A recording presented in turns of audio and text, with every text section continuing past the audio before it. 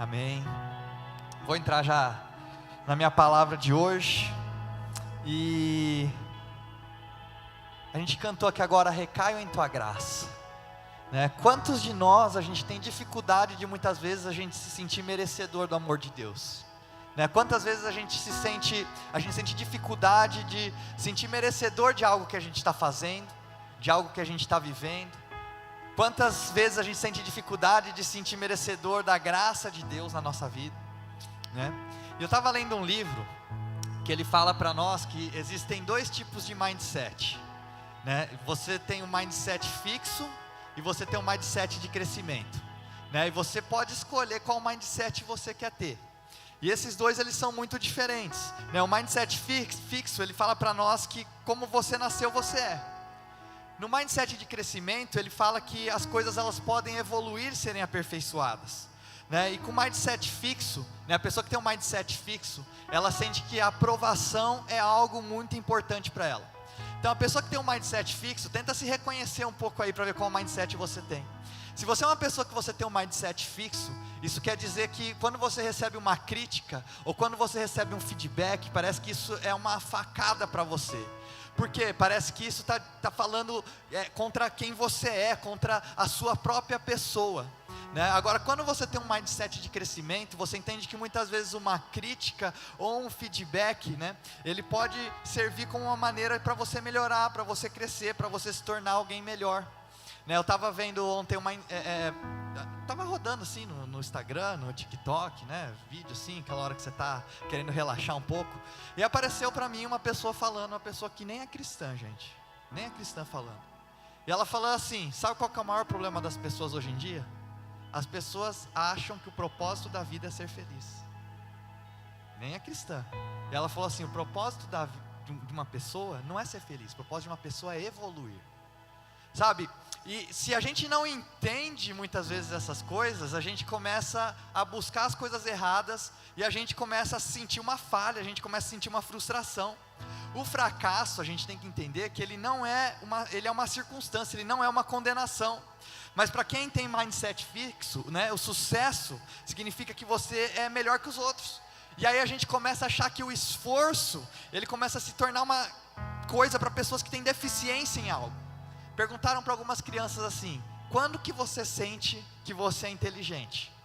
As crianças de mindset fixo, elas responderam que elas se sentem inteligentes quando elas terminam rápido ou quando elas vão bem alto. As crianças de mindset de crescimento responderam que elas se sentem inteligentes quando elas fazem algo que elas não conseguiam fazer antes. Qual mindset você tem tido hoje em dia? Qual mindset você tem tido hoje em dia? Né? Eu estava assistindo um filme infantil esses dias, né? Agora que a gente está com criança, né? A gente vê essas coisas aí. E aí eu não sei se você já viu aquele filme Detona Ralph. Já assistiu esse filme aí, Alex? Legal, viu? Até para quem não é criança esse filme é legal. Quem já assistiu sabe aí, né? Detona Ralph, estava assistindo aí. E é interessante porque o Detona Ralph, né, no filme, ele está dentro de um videogame, né? E ele é o vilão desse videogame. E aí por ele ser o vilão desse videogame, ele não recebe prêmios, né? Ele não recebe medalhas, ele não é reconhecido, né? Os outros é como se fosse uma comunidade ali, o Ralph, como ele é o vilão, ele é sempre o rejeitado daquele lugar lá. E aí o herói sempre ganha uma medalha, né? Sempre ganha um ranking e tal, e aí ele começa a falar assim, eu quero ganhar essa medalha também. Aí o que ele faz? Ele decide ir para outro jogo, ele tenta ir para outro jogo, aí ele acaba caindo no Candy Crush, né? E aí, lá no Candy Crush, ele conhece uma amiga, ele faz uma amiga lá. O nome dessa moça é Vanellope. E ela é rejeitada também pelos outros personagens do Candy Crush, desse jogo aí, porque falam que ela é uma falha, chamam ela de falha.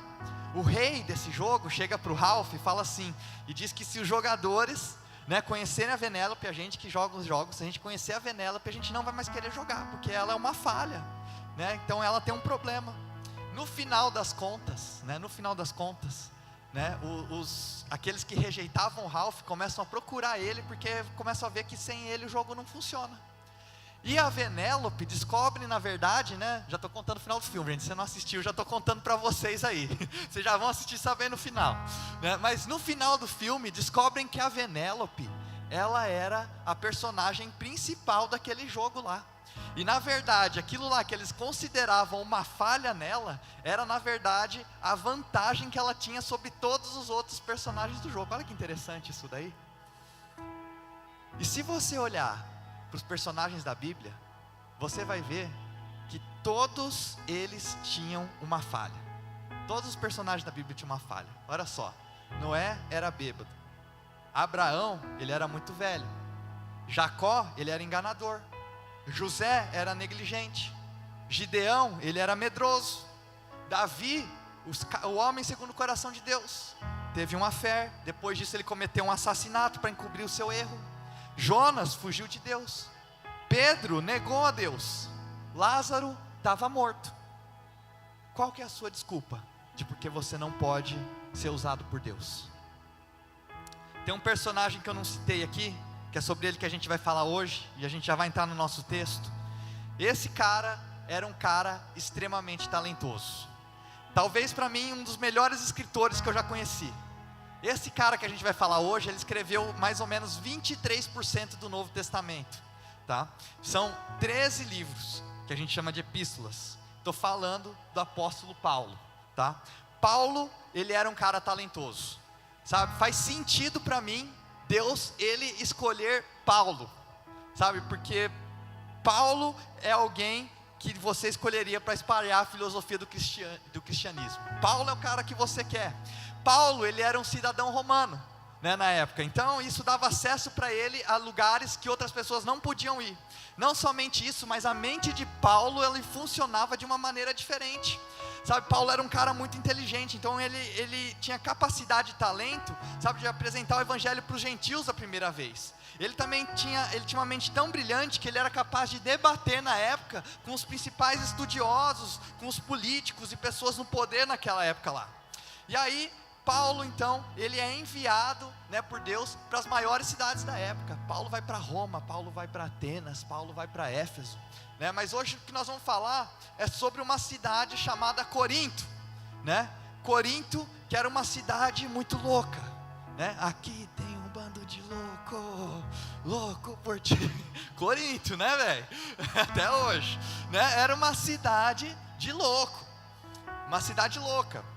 Quando a gente chega em 2 Coríntios, né, onde essa passagem aqui foi escrita, que eu quero compartilhar com vocês, Paulo está escrevendo algo para corrigir aqueles que moram em Corinto, né? E ele estava tendo que lidar com algo nesse trecho que nós vamos ler aqui, né, que você imaginaria que Paulo não teria que lidar ao longo do seu ministério. Interessante isso daqui, né? Paulo, a gente vai ver que ele morreu mais ou menos com 60 anos de idade. Tá? O apóstolo Paulo morreu mais ou menos com 60 anos de idade. E esse trecho que a gente vai ler não é no começo do ministério dele. Quando a gente lê esse trecho aqui, Paulo, ele já fez bastante coisa. Paulo, ele já plantou igrejas, ele já se estabeleceu como um dos principais pensadores da sua época. Ele já se estabeleceu como um teólogo, já se estabeleceu como um filósofo na época também, né? Mas ele está tendo que lidar com algo em 2 Coríntios que você acha que ele já teria vencido ou deixado para trás. Sabe o que nós vamos ler aqui? Que Paulo está defendendo as suas credenciais. Existe um grupo de pessoas lá na cidade de Corinto que estão querendo minar as credenciais de Paulo. Eles estão chamando Paulo de desqualificado. Quantos de nós aqui a gente não se sente desqualificado? Olha só que interessante, eu estava aqui agora, ali orando para subir aqui para trazer essa mensagem para vocês. E é essa mensagem sobre ser desqualificado. E sabe o que eu senti? Eu senti que eu sou desqualificado também. Falei, cara, será que eu sou a pessoa mais qualificada para liderar uma igreja? Será que eu sou a pessoa mais qualificada para trazer uma mensagem?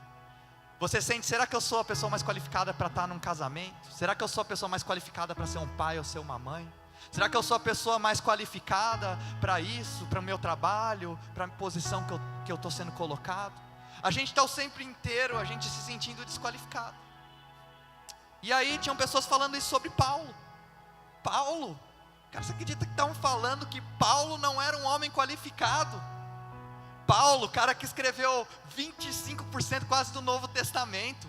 Paulo, cara que a gente cita as escrituras dele até hoje. Paulo, cara que espalhou o evangelho para os gentios. Esse Paulo que a gente admira tanto, em 2 Coríntios agora ele está sendo desqualificado. Sabe, olha só, abre comigo aí em 2 Coríntios 10:7. 2 Coríntios 10:7. Olha só o que diz: vocês observam apenas a aparência das coisas. Se alguém está convencido de que pertence a Cristo, deveria considerar novamente consigo mesmo, que assim como ele, nós também pertencemos a Cristo.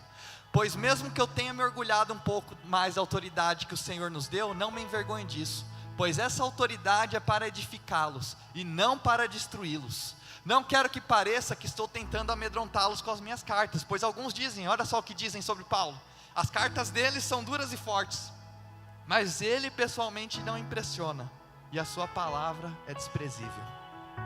Já tinha visto isso daí, pastor Gerson? Os caras estão desqualificando Paulo, Alex. Estão falando que Paulo é um cara que não impressiona. Estão falando que Paulo não é um bom pregador. Estão falando que Paulo não sabe falar em público tão bem assim, que a palavra dele é desprezível. Os caras estão desqualificando esse cara aí, vá. Sabe, será que vocês observam apenas a aparência das coisas? Será que mudou isso aqui do tempo de Paulo para hoje? Gente, já vou aqui dar falar para vocês um pouco. Nós estamos aí preparando, a gente vai estar lançando um podcast agora aqui da nossa igreja. Estamos lançando 3 podcasts. Vamos lançar, já gravamos essa semana, Vamos ter um podcast sobre assuntos teológicos, que o pastor Silvio, que é o nosso mestre aqui da igreja, junto com o pastor Oliver, já gravaram essa semana, um falando sobre escatologia. Então, vamos ter um podcast também com assuntos mais jovens, para adolescentes, que foi gravado pelo Davi e pelo Iago também. E nós temos um terceiro podcast que foi gravado, vai chamar Ponto de Encontro, que a gente está chamando de Ponto de Encontro entre Gerações, Então é um ponto de encontro entre gerações, falando sobre assuntos atuais, E aí é eu, Davi, que é o líder do Ember aqui, junto com meu pai e o pastor Gerson. Já gravamos o primeiro. E uma das coisas que a gente acabou caindo no assunto agora, que a gente falou, é sobre sucesso. Até hoje dentro da igreja, sabe, a gente começa a considerar sucesso aquilo que o mundo considera sucesso. Poxa, sucesso é o cara ter um Rolex. Sucesso é o cara ter um carro importado. Sucesso é o cara ter muito dinheiro. E aí a gente começa a trazer isso para dentro da igreja. E aí a gente vê muitos pastores aí ostentando essas coisas, ostentando uma blusa de marca, ostentando um tênis caro, um relógio de marca, como se isso fosse sucesso. E aí a gente como igreja começa a valorizar essas coisas como se essas coisas fossem o sucesso. Mas aí a gente tem que parar para pensar: será que realmente isso é sucesso?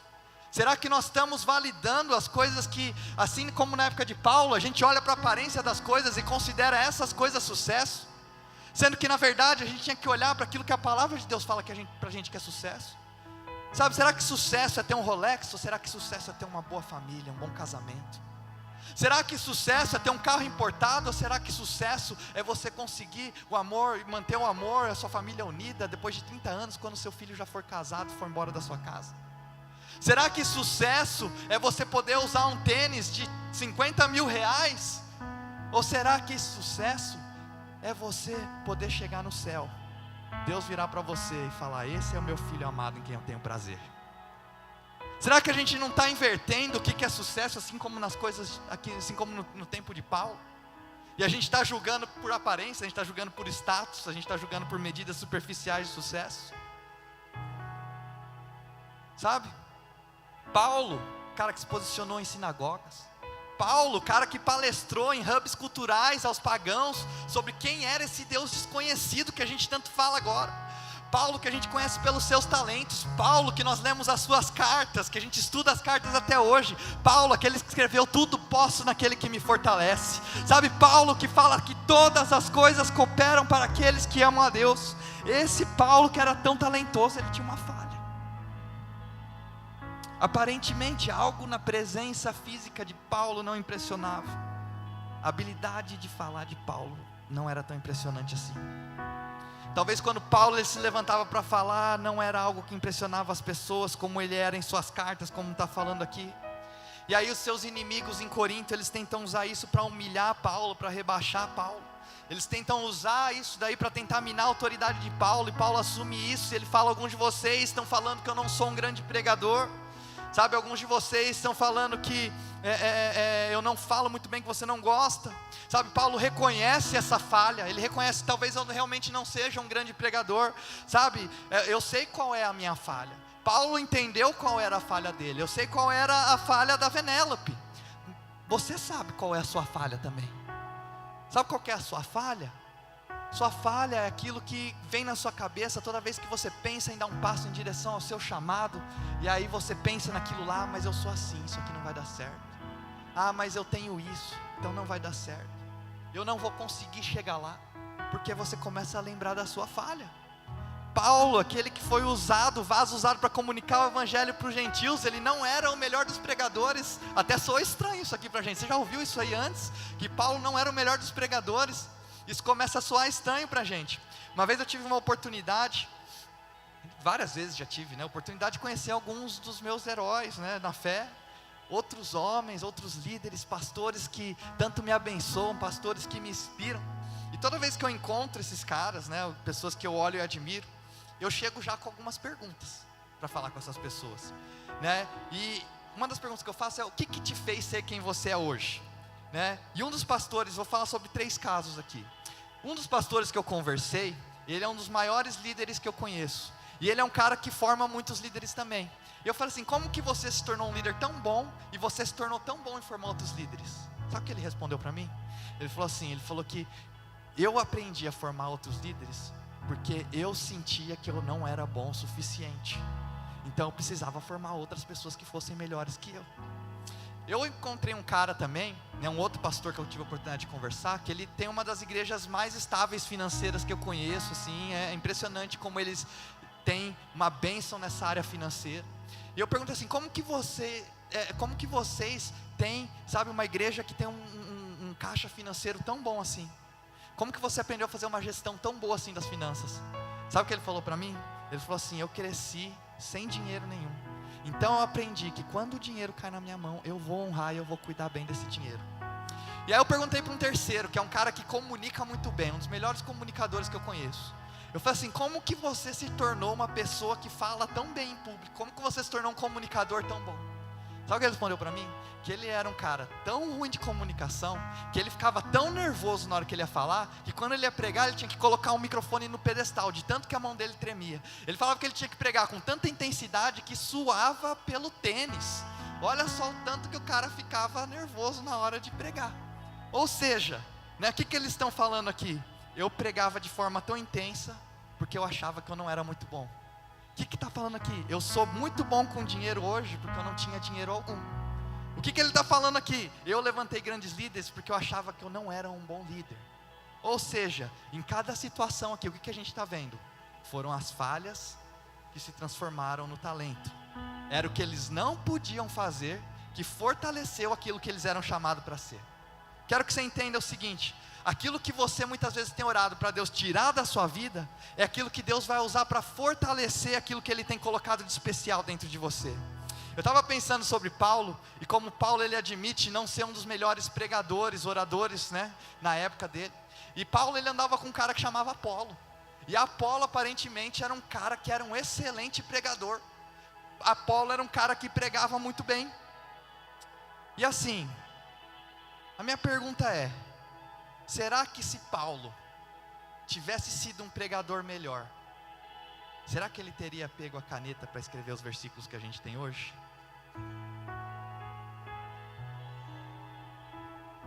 Você cita algum versículo de Apolo? Apolo era um ótimo pregador. Apolo abençoou muita gente, mas a gente não cita nenhum versículo de Apolo. Mas porque Paulo, ele não era um excelente pregador, ele teve que pegar uma caneta. E aí porque Paulo pegou uma caneta, hoje a gente tem, por exemplo, Gálatas 2:20, que fala assim: fui crucificado com Cristo, assim já não sou mais eu quem vive, mas Cristo vive em mim. A vida que agora vivo no corpo, vivo pela fé no Filho de Deus, que me amou e se entregou por mim. Porque Paulo não era um bom pregador, ele pegou a caneta e ele escreveu: porque para mim o viver é Cristo e o morrer é lucro. Eu tenho isso tatuado no meu braço. Talvez se Paulo fosse um melhor pregador, eu não teria isso aqui por escrito. Sabe, Paulo fala em 2 Coríntios então, Eu sei que eu tenho falha, sabe, mas a minha falha se tornou o meu presente. A minha falha se tornou o meu talento. Sabe, porque Paulo não era bom com microfone, Paulo ele pegou uma caneta. E porque Paulo pegou uma caneta, hoje a gente tem tantas preciosidades da Bíblia, na palavra de Deus. Sabe, era o que ele não podia fazer, que resultou na Bíblia que a gente tem nas nossas mãos hoje. Minha pergunta é, será que Deus usa pessoas quebradas para fazer grandes coisas? Talvez é a pergunta que você tem para Deus. Sabe, depois de tudo que eu passei na minha vida, depois de tudo de errado que eu fiz, depois de eu ter abandonado Deus, depois de eu ter rejeitado as coisas de Deus, será que dá tempo ainda? Será que Deus usa pessoas quebradas como eu? Será que Deus usa pessoas falhas como eu?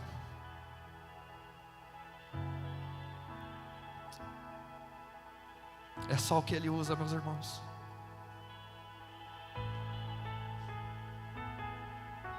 A sua falha se torna o seu presente. O que Paulo não podia fazer tão bem, levou ele a fazer ainda melhor aquilo que nos abençoa tanto até hoje. Sabe, quando você estiver lendo a Bíblia que você lê, a Bíblia que você estuda, a Bíblia que te abençoa, lembra que pode ter nascido de uma falha. Será que talvez você tem pedido para Deus tirar algo de você que Ele está querendo usar para te fortalecer? Sabe, eu sei que você tem, todo mundo tem, aquilo que você gostaria de fazer melhor. Todo mundo tem aquilo que você gostaria de tirar de você, que você acha que não é tão bom assim. E Deus está falando, eu não vou tirar. Eu não vou tirar. Sabe por quê? Porque Ele fala assim, é o que te ensina a depender de mim. É o que te ensina a depender dos outros. A falha que Deus colocou, o espinho na carne que Deus colocou em você, é o que vai te levar a pegar a caneta ao invés de pegar o microfone. E você vai usar tudo isso para a glória de Deus. E ele continua em 2 Coríntios. Ele fala no versículo 12: mesmo que eu preferisse gloriar-me, não seria insensato, porque estaria falando a verdade. Evito fazer isso para que ninguém pense a meu respeito mais do que a mim vê ou de mim ouve. Para impedir que eu me exaltasse por causa da grandeza das revelações, foi-me dado um espinho na carne, o mensageiro de Satanás para me atormentar. Quanto maior aquilo que Deus tem para você, maior vai ser o treinamento que você vai passar. E deixa eu falar uma coisa para você. Ele está falando aqui que é um presente. Sabe, Deus colocou isso em você porque Ele está falando assim, que Ele não quer que você esqueça quem que te tirou das trevas e te trouxe para a luz. Sabe, o que era que Paulo está falando aqui, o espinho da carne? Será que era uma doença? Será que era algo que ele não tinha? Será que era uma tentação? Ele chama isso de mensagem de Satanás. Sabe, eu fico feliz que Paulo, ele não... As pessoas hoje vão debater num estudo teológico qual era o espinho na carne de Paulo, né? Todo mundo fica tentando adivinhar qual era o espinho na carne de Paulo. Mas sabe o que eu fico feliz? Que Paulo não falou qual era o espinho na carne que ele tinha. Porque se Paulo tivesse falado qual era o espinho da carne dele, talvez não tivesse nada a ver comigo. Mas quando ele não fala espinho na carne, eu tenho o meu, você tem o seu também. A gente pode se relacionar com aquilo que Paulo está falando. Olha a sabedoria do nosso Deus. Se Paulo tivesse falado ali, o meu espinho na carne é esse que Deus colocou em mim, talvez você não se relacionasse. Mas quando ele fala espinho na carne, todos nós temos um. Todos nós temos uma dificuldade, todos nós temos uma falha, todos nós temos algo que a gente não gostaria de ter na nossa vida, na sua personalidade, no seu jeito. Tem algo que você gostaria de ser melhor, assim como Paulo está falando aqui para nós aqui. Mas ele chama isso de presente. Mensagem de Satanás, como que pode isso ser um presente? Foi enviado para atormentar ele, está falando. Ele fala que Deus pega, que o inimigo enviou para te atormentar, e ele começa a usar isso para transformar a sua vida. Então, as coisas que o inimigo, ele quer usar para te atormentar, vão se transformar em ferramentas de Deus para transformar você, transformar aqueles à sua volta, transformar os lugares onde você pisa. Porque ele não fala, eu não vou tirar. Deus fala, não vou tirar. mas você vai experimentar uma graça tão grande, você vai experimentar minha presença de uma maneira tão grande, você vai crescer, você vai se tornar forte, que você vai experimentar tudo isso de outra maneira. E ele continua no versículo 11: 3 vezes roguei ao Senhor que tirasse de mim, mas ele me disse: minha graça é suficiente para você, pois o meu poder se aperfeiçoa na fraqueza.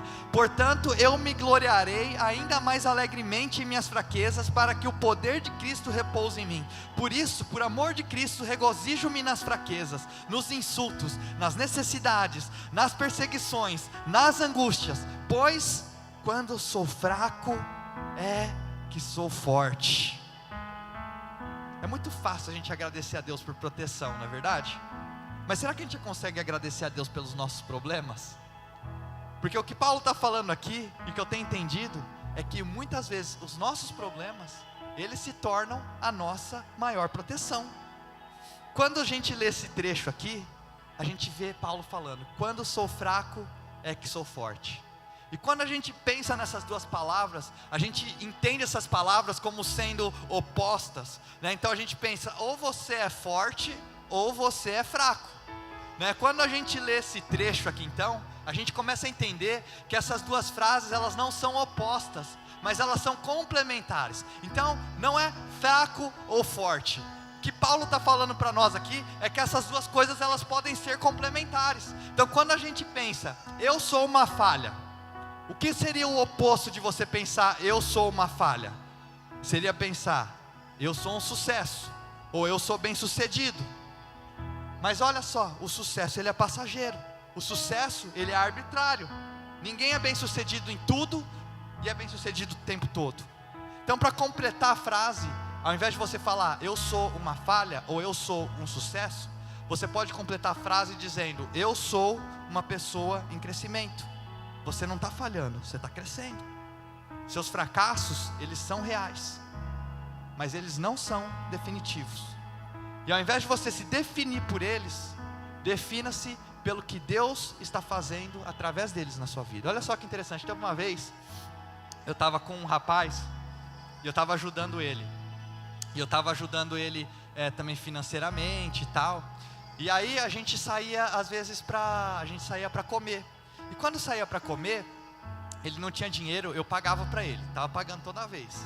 Mas tem uma hora, né, tô com um filho agora só, né, tá chorando ali, né, meu filho é aquele lá, que eu sei, né. Eu falei assim, não dá para eu ficar pagando toda hora, né. Aí teve um dia que eu cheguei e falei, irmão, hoje eu não vou conseguir pagar para você, infelizmente, né, já estava no final do mês, o dinheiro estava acabando, falei, não vou conseguir pagar hoje para você. Aí o cara levantou, foi pro banheiro, aí ele voltou assim, dava pra ver que ele tinha chorado. Aí beleza, tal, a galera fez uma vaquinha e pagou pra ele lá aquele dia. Aí na volta, quando a gente tava voltando pra casa, ele tava desempregado, tava passando por uma situação financeira difícil. E aí na volta, quando a gente voltou pra casa, ele falou pra mim, mano, desculpa que eu chorei lá, não foi porque você não quis me pagar, mas foi por causa de como eu tava me sentindo. Aí eu falei, sabe por que você chorou? Porque você está se sentindo a sua situação. Você está se sentindo um desempregado, você está se sentindo uma falha, você está se sentindo que você não tem nada, você está se sentindo rejeitado, humilhado, você está sentindo a circunstância que você está, você não está sentindo quem Deus falou que você é. Uma hora, eu tenho certeza, você vai sair dessa situação aí. E aí você vai lembrar, por que eu chorei naquele momento lá? E muitas vezes a gente é assim. A gente passa por algo, a gente está vivendo uma situação, e a gente começa a sentir como se aquilo lá fosse a nossa identidade. A gente começa a sentir um fracasso, a gente começa a sentir uma falha, ou também o inverso, você começa a sentir um sucesso, você começa a sentir que você é o cara, que você é bom, porque a gente começa a estabelecer a nossa circunstância como a nossa identidade, e na verdade Deus não fala para a gente fazer isso. Então, ao invés de você usar a palavra, eu sou uma falha, eu sou um sucesso, usa eu sou uma pessoa em crescimento. Sabe, ou você tem que usar opostos, eu sou indigno, ou eu sou digno. Isso aí leva tudo para nossa própria força, para quem a gente é, para aquilo que a gente pode fazer. Mas o que você pode falar, ao invés de indigno, ou falar ao invés de digno, você tem que usar: eu sou aceito, porque não é pelo que você fez, mas é por aquilo que Jesus fez por você naquela cruz. Você não é aceito pelo tanto que você faz, você não é aceito pelas coisas que você acertou, você não é desaceito também e rejeitado pelos seus erros e pelas suas falhas. Você é aceito porque Ele, antes mesmo de você conhecer, antes mesmo de você querer falar o nome dEle, antes mesmo quando você fazia as coisas tudo do seu jeito, Ele deu a vida por você, deu a vida por mim, porque Ele te aceita. Ele me aceita, eu sou aceito. Você é fraco ou você é forte? É os dois. Paulo não fala assim: eu costumava ser fraco e agora eu sou forte. Paulo não fala assim: eu quero deixar de ser fraco para me tornar forte. O que Paulo está falando ali? Eu quero ser forte por causa das fraquezas.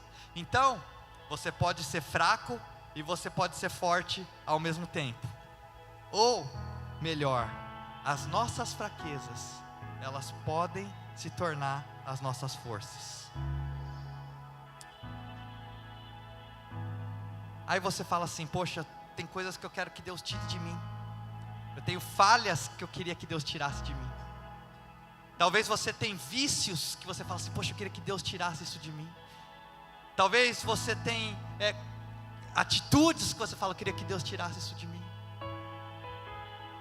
E aí você pergunta a Deus: mas por que você não vai tirar isso de mim? Aí Deus fala que eu quero que você dependa de mim, eu quero que você precise de mim, eu quero que você escolha a mim, eu quero que a sua decisão seja me escolher todos os dias. Queria que você ficasse de pé no seu lugar.